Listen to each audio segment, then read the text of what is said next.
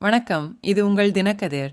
சமீபத்தில் முடிவடைந்த தமிழ்நாடு சட்டமன்ற பட்ஜெட் கூட்டத்தொடர் தீவிரமான விவாதங்கள், துணிச்சலான தீர்மானங்கள், வரலாற்று சிறப்புமிக்க சட்டங்கள் மற்றும் வியத்தகு தருணங்கள் ஆகியவற்றின் கலவையால் குறிக்கப்பட்டது.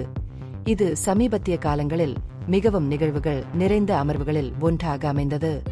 மக்களவைத் தொகுதிகளின் எல்லை நிர்ணயம், தேசிய தகுதி மற்றும் நுழைவுத் தேர்வு மற்றும் இருமொழிக் கொள்கை போன்ற முக்கிய பிரச்சினைகள் விவாதங்களில் இடம்பெற்றன. வக்ஃப் மசோதா 2024க்கு எதிர்ப்பு மற்றும் கச்சத்தீவை மீட்பதற்கான கோரிக்கைகள் முக்கிய தீர்மானங்களில் அடங்கும். உள்ளாட்சி அமைப்புகளுக்கு சுமார் 14,000 மாற்றுத்திறனாளிகளை பரிந்துரைத்தல், கட்டாய கடன் வசூல் முறைகளுக்கு எதிராக கடுமையான தண்டனைகளை அறிமுகப்படுத்தல், கருணாநிதியின் பெயரில் ஒரு பல்கலைக்கழகத்தை நிறுவுதல் மற்றும் மருத்துவக் கழிவுகளை கொட்டுவதை உள்ளடக்கிய குண்டர்கள் சட்டத்தை அதிகாரம் செய்தல் போன்ற குறிப்பிடத்தக்க சட்டங்களையும் சட்டமன்றம் நிறைவேற்றியது. மத்திய மாநில உறவுகளை ஆய்வு செய்ய முன்னாள் உச்ச நீதிமன்ற நீதிபதி குரியன் ஜோசப் தலைமையில் ஒரு உயர்மட்ட குழுவும் அமைக்கப்பட்டது. இந்த அமர்வின் முக்கிய சமூக நீதி முயற்சிகளில் ஒன்று, காலனி என்ற வார்த்தையை அரசு பதிவுகளிலிருந்தும் பொது பயன்பாட்டிலிருந்தும் நீக்குவதாக முதலமைச்சர் அறிவித்தது. ஆதிக்கம் மற்றும் தீண்டாமையுடன் அதன் தொடர்பை காரணம் காட்டியது. வக்ஃப் மசோதா முஸ்லிம் சிறுபான்மை சமூகத்தை மோசமாக பாதிக்கும் என்று வாதிட்டு மத்திய அரசை வக்ஃப் மசோதாவை முழுவதுமாக திரும்பப் பெறுமாறு வலியுறுத்தி முதல்வர் கொண்டு வந்த தீர்மானத்தையும் அவை நிறைவேற்றியது. ஒரு அரிய நடவடிக்கையாக மசோதாவை திரும்பப் பெறக் கோரி முதல்வர் சட்டமன்றத்திற்குள் கோஷங்களை எழுப்பினார். இதற்கிடையில் சபாநாயகர் அப்பாவை பதவி நீக்கம் செய்ய அதிமுக கொண்டு வந்த தீர்மானம் 91 வாக்குகள் வித்தியாசத்தில் பெருமளவில் தோற்கடிக்கப்பட்டது. அமர்வில் கூச்சல், குழப்பம் மற்றும் ஒழுங்கு நடவடிக்கைகளும் ஏற்பட்டன.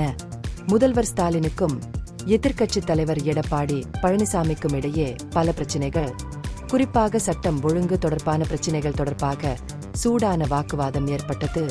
அச்சிடப்பட்ட கோஷங்களை காட்டியதற்காகவும் நடவடிக்கைகளை சீர்குலைத்ததற்காகவும் 15 அதிமுக எம்எல்ஏக்கள் ஒருநாள் இடைநீக்கம் செய்யப்பட்ட போது பதற்றம் அதிகரித்தது. மற்றொரு சந்தர்ப்பத்தில் இதேபோன்ற இடையூறுகளுக்காக அவர்கள் மொத்தமாக வெளியேற்றப்பட்டனர். இது ஆளும் கட்சிக்கும் எதிர்க்கட்சிக்கும் இடையிலான உறவுகளை எடுத்துக்காட்டுகிறது.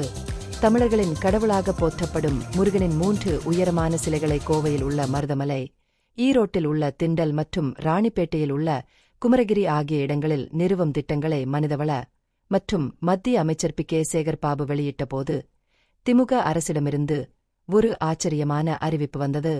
மொத்தம் 146.8 கோடி ரூபாய் செலவில் மேற்கொள்ளப்பட்ட இந்த திட்டம் திராவிட மாதிரியில் வேரூன்றிய அரசாங்கத்திடமிருந்து எதிர்பாராதது.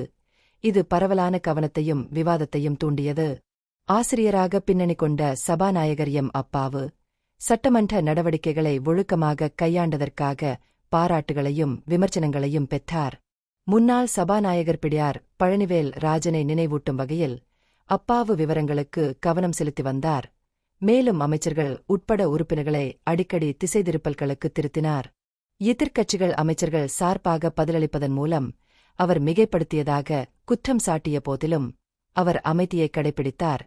பின்னர் அவரை அன்பாக அணுகிய விமர்சகர்களிடமிருந்தும் கூட பலரின் மரியாதையை பெற்றார். சபைத் தலைவர் துரைமுருகனும் ஒரு நிலையான பங்கை கொண்டிருந்தார். தனது அனுபவமிக்க அரசியல் புத்திசாலித்தனத்தால் பதட்டங்களை தணித்தார். செந்தில் பாலாஜி மற்றும் பொன்முடி ஆகிய 2 அமைச்சர்கள் ராஜினாமா செய்ததோடு அரசு ஊழியர்கள் மற்றும் ஆசிரியர்களை மகிழ்ச்சியடையச் செய்த முதல்வரின் முக்கிய அறிவிப்புடன் அமர்வு நிறைவடைந்தது. 5,000 கோடி ரூபாய்க்கு மேல் செலவாகும் என மதிப்பிடப்பட்டுள்ள 9 புதிய நடவடிக்கைகள் அரசியல் மோதல்களுக்கு மத்தியிலும் கூட நலனுக்கான அரசாங்கத்தின் உறுதிப்பாட்டை அடிக்கோடிட்டு காட்டுகின்றன. ஒட்டுமொத்தமாக பட்ஜெட் கூட்டத்தொடர் தமிழ்நாட்டின் சட்டமன்ற நிலப்பரப்பில் நிர்வாகம், கொள்கை மற்றும் அரசியலின் மாறும் தொடர்பை நிரூபித்தது. இந்த பகுப்பாய்வு நுண்ணறிவுள்ளதாக கண்டால் முக்கியமான அரசியல் முன்னேற்றங்கள் குறித்த கூடுதல் புதுப்பிப்புகளுக்கு லைக் செய்யவும், ஷேர் செய்யவும், சப்ஸ்கிரைப் செய்யவும். இது உங்கள் தினக்கதிர். நன்றி.